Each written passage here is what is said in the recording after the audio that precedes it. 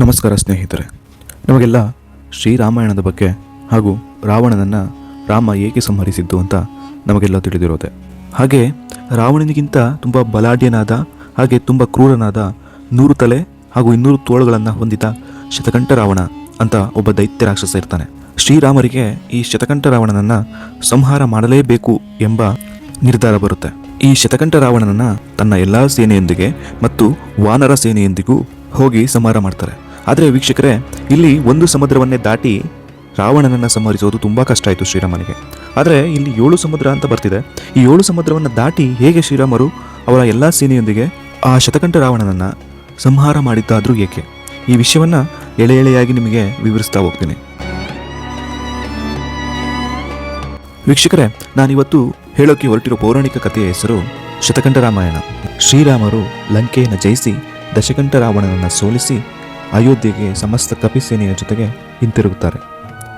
ಅಯೋಧ್ಯೆಯಲ್ಲಿ ರಾಮನ ಸಹೋದರ ಮತ್ತು ಅಯೋಧ್ಯ ಪ್ರಜೆಗಳೆಲ್ಲ ಶ್ರೀರಾಮನ ಬರುವಿಕೆಗೆ ಕಾಯ್ತಾ ಇದ್ರು. ಹಾಗೆ ತುಂಬ ಸಂತೋಷ ಮತ್ತು ಸಡಗರದಿಂದ ಅಯೋಧ್ಯೆ ನಗರವೆಲ್ಲ ಕಂಗೊಳಿಸ್ತಾ ಇರುತ್ತೆ. ನಂತರದ ದಿನಗಳಲ್ಲಿ ಶ್ರೀರಾಮರ ಪಟ್ಟಾಭಿಷೇಕ ನಡೆಯುತ್ತದೆ. ಆ ಸಂದರ್ಭದಲ್ಲಿ ಎಲ್ಲ ಮಹಾಮುನಿಗಳು ಅಂದರೆ ನಾರದ ಮಹಾಮುನಿ, ಅತ್ರಿ, ಅಂಗೀರಸ, ಶುಕ, ಶೌನಕ ಮತ್ತು ಕುಂಭಜ ಮಹಾತ್ಮರು, ಹೀಗೆ ಎಲ್ಲ ಮಹತ್ ತಪಸ್ವಿಗಳು ಬಂದಿರ್ತಾರೆ. ಆ ಕ್ಷಣದಿಂದ ರಾಮರಾಜ್ಯ ಅನ್ನೋದು ಉದಯಿಸುತ್ತದೆ.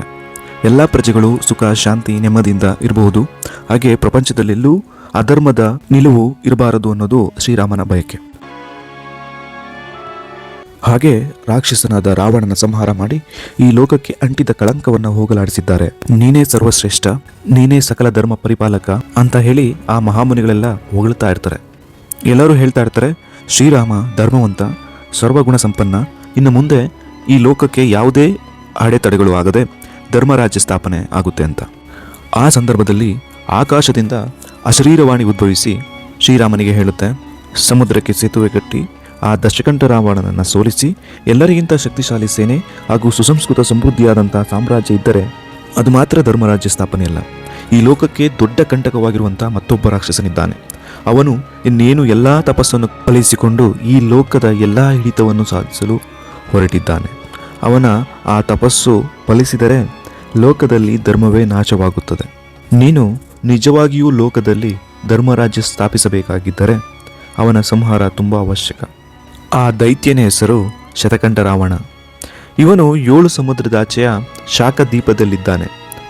ಇವನಿಗೆ 100 ತಲೆ 200 ತೋಳುಗಳು ಇರೋ ಈ ರಾಕ್ಷಸ ಮಹಾಶಿವಭಕ್ತನಾಗಿದ್ದಾನೆ. ಅಂತಹ ರಾಕ್ಷಸನನ್ನು ಶ್ರೀರಾಮ ಸಂಹರಿಸಿದರೆ ಮಾತ್ರ ರಾಮರಾಜ್ಯ ಸ್ಥಾಪಿಸಲು ಸಾಧ್ಯ ಅಂತ ಆ ಶರೀರವಾಣಿ ಶ್ರೀರಾಮನನ್ನು ಜರಿದು ಬಿಡುತ್ತೆ. ಆ ಸಂದರ್ಭ ಮುಗಿದ ನಂತರ ಶ್ರೀರಾಮರಿಗೆ ಅವನ ವಿಷಯದ ಬಗ್ಗೆ ಸಂಪೂರ್ಣ ಮಾಹಿತಿಯನ್ನು ತಿಳ್ಕೋಬೇಕು ಅಂತ ಶ್ರೀರಾಮ ಎಲ್ಲರಿಗೂ ಕೇಳ್ತಾರೆ. ಆ ಶತಕಂಠ ರಾವಣ ಅಂದರೆ ಯಾರು? ಆ ಶತಕಂಠ ರಾವಣನಿಗೆ 100 ತಲೆ 200 ತೋಳುಗಳು ಹೇಗೆ ಬಂದವು? ನಾನು ದಶಕಂಠ ರಾವಣನನ್ನೇ ಸೋಲಿಸಲು ಈ ಸಮುದ್ರಕ್ಕೆ ಸೇತುವೆ ಕಟ್ಟಿ ಹೋದೆ. ಆದರೆ ಆ ದಶಕಂಠ ರಾವಣನಿಗೆ ಶ್ರೀ ಬ್ರಹ್ಮದೇವನ ವರಪ್ರಸಾದದಿಂದ ಮಾತ್ರ ಅವನಿಗೆ ದಶಕಂಠ ಲಭಿಸಿತು. ಆದರೆ ಇಲ್ಲಿ ಅವನಿಗಿಂತಲೂ ವಿಭಿನ್ನವಾದಂತಹ ರಾಕ್ಷಸ ಇದ್ದಾನೆ. ಆದರೆ ಅವನು ಈ ಲೋಕಕ್ಕೆ ಕಂಟಕವಾಗುತ್ತಿದ್ದಾನೆ ಅನ್ನೋ ವಿಷಯ ನನಗೆ ತುಂಬ ಚಿಂತೆಗೆ ಈಡು ಮಾಡ್ತಾ ಇದೆ. ಅವನ ಬಗ್ಗೆ ಸಂಪೂರ್ಣ ಮಾಹಿತಿಯನ್ನು ತಿಳಿಯೋದಕ್ಕೆ ನಾರದ ಮುನಿಗಳಲ್ಲಿ ಕೇಳ್ಕೊತಾರೆ. ಹಾಗೆ ನಾರದ ಮುನಿಗಳು ಹೇಳ್ತಾರೆ, ಅವನ ಸಂಪೂರ್ಣ ವಿಷಯ ನನಗೆ ಗೊತ್ತಿಲ್ಲ.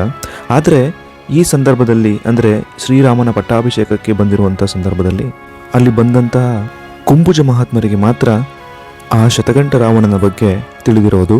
ಅವರನ್ನು ವಿಚಾರಿಸಿದರೆ ಸಂಪೂರ್ಣ ಮಾಹಿತಿ ಗೊತ್ತಾಗುತ್ತೆ ಅಂತ ಅವರು ಹೇಳ್ತಾರೆ. ವೀಕ್ಷಕರೇ, ಈ ಕುಂಭುಜ ಮಹಾತ್ಮರು ದೊಡ್ಡ ತಪಸ್ವಿಗಳು. ತಮ್ಮ ಮನೋಶಕ್ತಿಯಿಂದ ಎಲ್ಲಿಗೆ ಬೇಕಾದರೂ ಹೋಗುವಂಥ ಶಕ್ತಿ ಅವರಿಗಿರುತ್ತೆ. ಶ್ರೀರಾಮರಿಗೆ ಕುಂಭುಜ ಮಹಾತ್ಮರು ಅವನ ಬಗ್ಗೆ ಹೇಳ್ತಾ ಹೋಗ್ತಾರೆ. ಈ ಶತಕಂಠ ರಾವಣನು 7 ಸಮುದ್ರದಾಚೆಯ ಶಾಖದ್ವೀಪದಲ್ಲಿ ವಾಸವಾಗಿದ್ದಾನೆ. ಇವನಿಗೆ 100 ತಲೆ 200 ತೋಳುಗಳು ಇರುವಂಥ ಈ ರಾಕ್ಷಸ ಮಹಾಶಿವಭಕ್ತ ಅಂತ ಅವ್ರು ಹೇಳ್ತಾರೆ.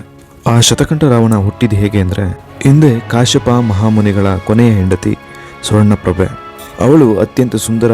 ಹಾಗೆ ಅವಳ ಪೂರ್ತಿ ಮೈ ಬಣ್ಣ ಚಿನ್ನದ ಹೊಳಪಿನಿಂದ ಕೂಡಿರುತ್ತೆ. ಆ ಕಾರಣದಿಂದ ಅವಳಿಗೆ ಸ್ವರ್ಣಪ್ರಭೆ ಅನ್ನೋ ಹೆಸರಿತ್ತು. ಆ ಸ್ವರ್ಣಪ್ರಭೆಯನ್ನು ಕಶ್ಯಪ ಮಹಾಮುನಿಗಳು ಮದುವೆಯಾದಾಗ ಅವಳಿನ್ನೂ ಪುಷ್ಪವತಿ ಆಗಿರುವುದಿಲ್ಲ. ಒಂದು ದಿನ ಕಶ್ಯಪರು ಯಾಗ ಮುಗಿಸಿ ಬರುವಾಗ ಸ್ವರ್ಣಪ್ರಭೆಯು ಆಗ ತಾನೇ ಸ್ನಾನ ಮಾಡಿ ಅವಳ ಕುಟೀರದ ಮೇಲೆ ಎಳೆಬಿಸಿಲಿನಲ್ಲಿ ತಲೆಯನ್ನು ಒಣಗಿಸ್ತಾ ನಿಂತಿರ್ತಾಳೆ. ಕಶ್ಯಪರು ಇನ್ನೇನು ಆ ಕುಟೀರದ ಮುಂದೆ ಹಾದು ಹೋಗುವಾಗ ಆ ಸ್ವರ್ಣಪ್ರಭೆ ಹೊಳಪು ಆ ಋಷಿಯ ಮೇಲೆ ಬಿಡುತ್ತೆ. ಆ ಪ್ರಭೆಯಿಂದ ಮಹಾಮುನಿಗಳು ಹೆಂಡತಿಯನ್ನು ನೋಡ್ತಾರೆ. ಆ ಮುನಿಗಳು ಹೆಂಡತಿಯ ಸೌಂದರ್ಯಕ್ಕೆ ಮನಸೋತು ಅವಳನ್ನು ವರಿಸಲು ಹೋದಾಗ ಆ ಸ್ವರ್ಣಪ್ರಭೆ ಆ ಸ್ಪರ್ಶದಿಂದ ಪುಷ್ಪವತಿ ಆಗಿಬಿಡ್ತಾಳೆ. ಅವರಿಬ್ಬರು ಒಂದಾಗುವಾಗ ಸೂರ್ಯನ ಶತಕಿರಣಗಳು ಅವಳ ಮೇಲೆ ಬಿದ್ದು ಆ ಕ್ಷಣದಲ್ಲೇ ಸ್ವರ್ಣಪ್ರಭೆ ಗರ್ಭಿಣಿ ಆಗ್ಬಿಡ್ತಾಳೆ. ವೀಕ್ಷಕರೇ, ಸಾಮಾನ್ಯವಾಗಿ 9 ತಿಂಗಳು ಬೇಕು ಒಂದು ಮಗು ಜನಿಸೋಕೆ. ಆದರೆ ಅಲ್ಲಿ ಬರೀ 9 ನಿಮಿಷಕ್ಕೆ ಆ ಶತಕಂಠ ರಾವಣನಿಗೆ ಜನನವಾಗುತ್ತೆ. ಆ ಮಗುವಿಗೆ 100 ತಲೆ 200 ತೋಳುಗಳು ಹೊಂದಿರೋದ್ರಿಂದ ಆ ಮಗು ಒಂದು ದಿನದಲ್ಲೇ ಯುವಕನಾಗಿ ಬೆಳೆದು ಬಿಡುತ್ತೆ. ಇದರಿಂದ ಕಾಶ್ಯಪ ಮುನಿಗಳು ಅವನನ್ನು 7 ಸಮುದ್ರದಾಚೆ ಇರುವಂತಹ ಶಾಖದೀಪದಲ್ಲಿ ಹೋಗಿ ರಾಜ್ಯ ಕಟ್ಟಿಕೊಂಡು ಇರೋಕೆ ಹೇಳ್ತಾರೆ. ಆದರೆ ಅವನು ದುಷ್ಟನಾಗಿ ಮತ್ತು ದೇವತೆಗಳಿಗೆ ಋಷಿಮುನಿ ಪಾಲಿಗೆ ಕಳಂಕವಾಗಲು ಹೊರಟಿರ್ತಾನೆ.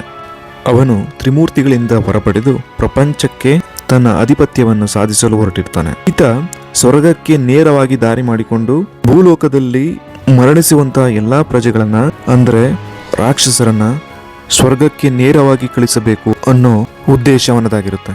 ಮತ್ತೆ ಈ 3 ಲೋಕದ ಮೇಲೂ ತನ್ನ ಹಿಡಿತವನ್ನ ಸಾಧಿಸಲು ಹೊರಟಿರ್ತಾನೆ.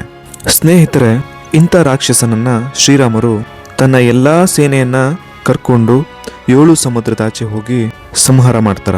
ಮತ್ತೆ ಶ್ರೀರಾಮರಿಗೆ ಬಂದಂತಹ ಚಾಲೆಂಜಸ್ ಎಲ್ಲ ಏನು, ಆ ಕಥೆಯ ಬಗ್ಗೆ ನಾನು ನೆಕ್ಸ್ಟ್ ವಿಡಿಯೋದಲ್ಲಿ ನಿಮಗೆ ತಿಳಿಸ್ಕೊಡ್ತಾ ಹೋಗ್ತೀನಿ.